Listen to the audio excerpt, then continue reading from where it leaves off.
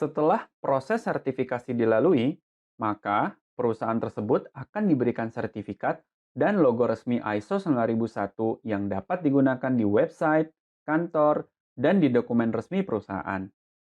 Namun, tidak diperkenankan untuk digunakan dalam kemasan produk, karena ini bukan sertifikasi produk, melainkan ini adalah sertifikasi sistem manajemen.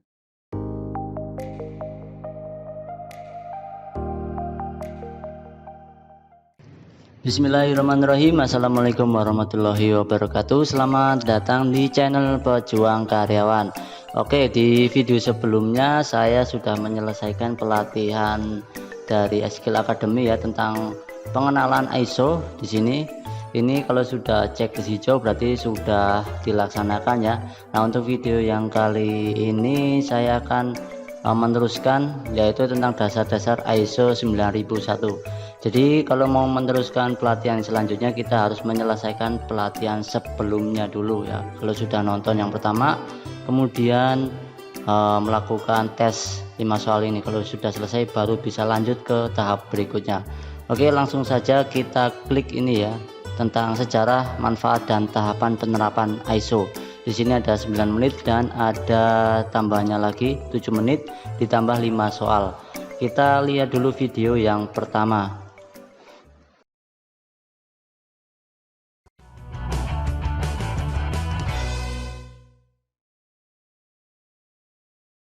Di video sebelumnya, kita sudah membahas pengenalan singkat tentang ISO dan sistem manajemen.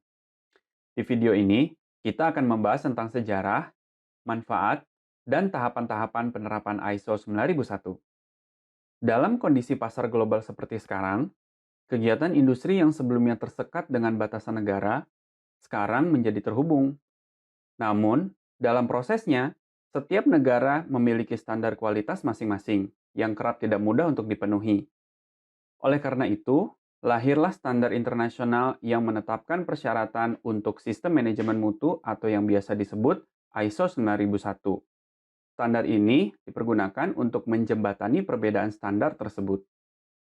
ISO 9001 atau Standar Sistem Manajemen Mutu ini diterbitkan oleh suatu organisasi bernama International Organization of Standardization yang bertempat di Jenewa, Swiss pada tahun 1987. Versi pertama dari ISO 9001 adalah versi tahun 1987. Kemudian, versi ini mengalami 4 kali revisi pada tahun 1994, 2000, 2008, dan 2015. Perubahan atau revisi tersebut dilakukan untuk mengikuti perubahan perkembangan rantai pasok yang ada. Nah, ISO 9001 versi 2015 yang akan kita pelajari di kelas ini.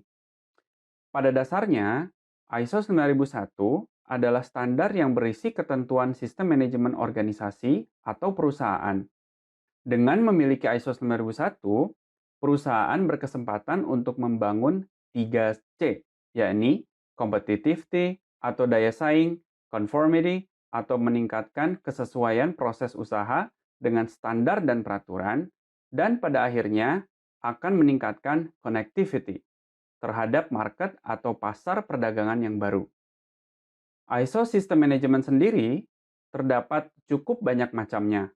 Ada sistem manajemen lingkungan, ISO 14001, sistem manajemen kesehatan dan keselamatan kerja, ISO 45001, sistem manajemen energi, ISO 50001, dan lainnya.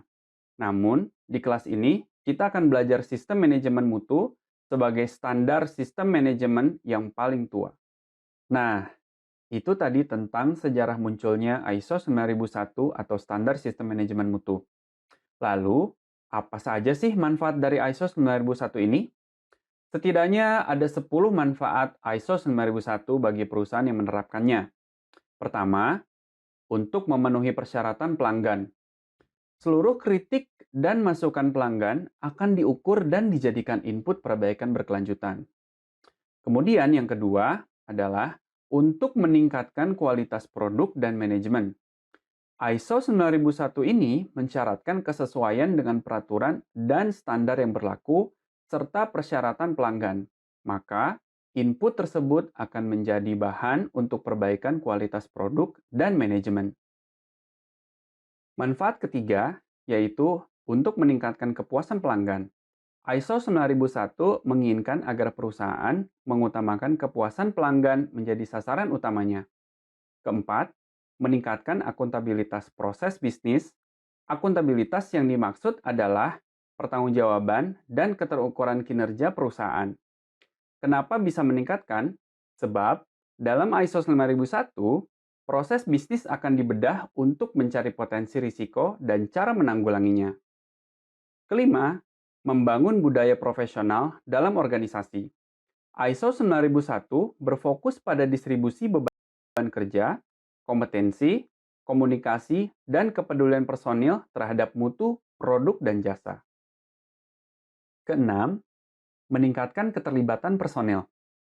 ISO 9001 mengharuskan adanya keterlibatan seluruh personel dalam kepeduliannya pada sistem manajemen dan mutu produk atau jasa.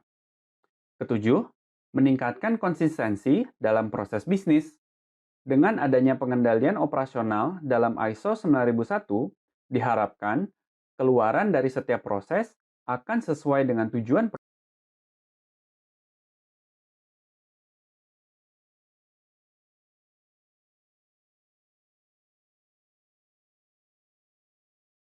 perusahaan.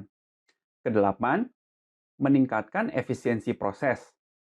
Efisiensi proses bisnis akan terwakili dari aktivitas pengukuran, pemantauan, analisis, dan evaluasi yang dilakukan secara rutin.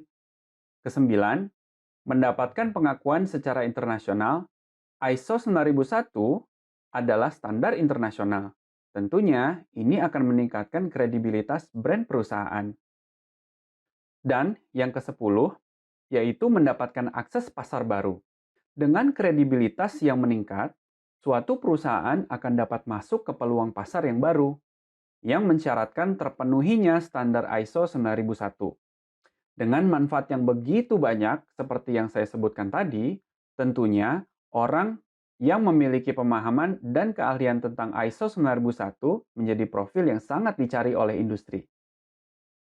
Mungkin ada yang bertanya-tanya, bagaimana sih proses sertifikasi ISO 9001 itu? Kurang lebih, terdapat 5 tahap yang dibutuhkan agar suatu perusahaan mendapatkan sertifikat pengakuan bahwa ia telah menerapkan ISO 9001. Tahap yang pertama yaitu training personel. Dibutuhkan pelatihan bagi semua personil yang dinilai perlu untuk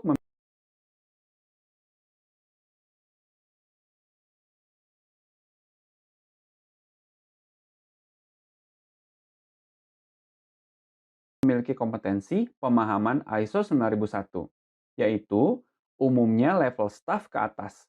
Adapun personel lain seperti operator atau pihak ketiga yang bekerja di perusahaan kita kerap tidak menjadikan prioritas. Kemudian, tahap yang kedua yaitu penyusunan dokumentasi. Dalam ISO 9001, terdapat beberapa persyaratan dokumen yang perlu disusun, misalnya dokumen identifikasi risiko, dokumen laporan kerja, prosedur pengawasan mutu, prosedur pengendalian dokumen, dan lainnya. Selanjutnya, tahap yang ketiga yaitu survei kepuasan pelanggan. Khusus untuk sistem manajemen mutu, perusahaan diwajibkan untuk melakukan survei kepuasan pelanggan. Tahap keempat yaitu audit internal. Setelah dokumen lengkap dan sistem manajemen sudah diterapkan, maka perusahaan wajib melakukan audit internal. Penjelasan tentang audit internal ini akan saya bahas lebih detail pada video-video berikutnya ya. Jadi pastikan kamu mengikuti kelas ini sampai habis. Nah, kemudian tahap yang kelima yaitu proses sertifikasi. Setelah melakukan audit internal, perusahaan akan menghubungi badan sertifikasi pihak ketiga untuk proses sertifikasi. Proses ini dilakukan oleh para auditor dari lembaga sertifikasi.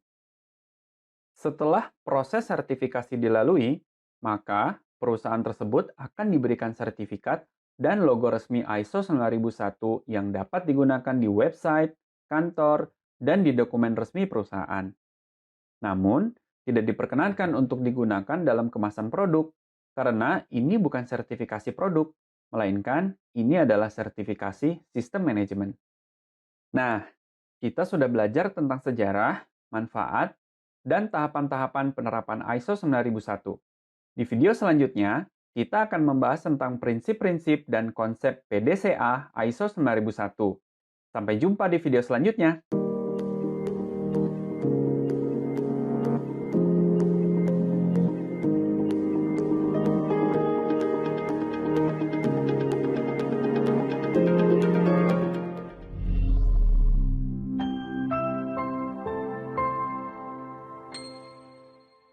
Oke, itu tadi video sejarah, manfaat, dan tahapan penerapan ISO 9001 ya, selama 9 menit. Habis ini kita meneruskan ke video yang selanjutnya, yaitu prinsip-prinsip dan konsep PDCA ISO 9001. Itu durasinya sekitar 7 menit ya. Setelah ini kemudian ada soal-soal dari skill academy di sini, cuma 5 soal. Cuman kalau semua kita tidak menonton semua, kita tidak tahu jawaban yang ada di soal-soal ini. Oke, kita lanjut setelah video ini.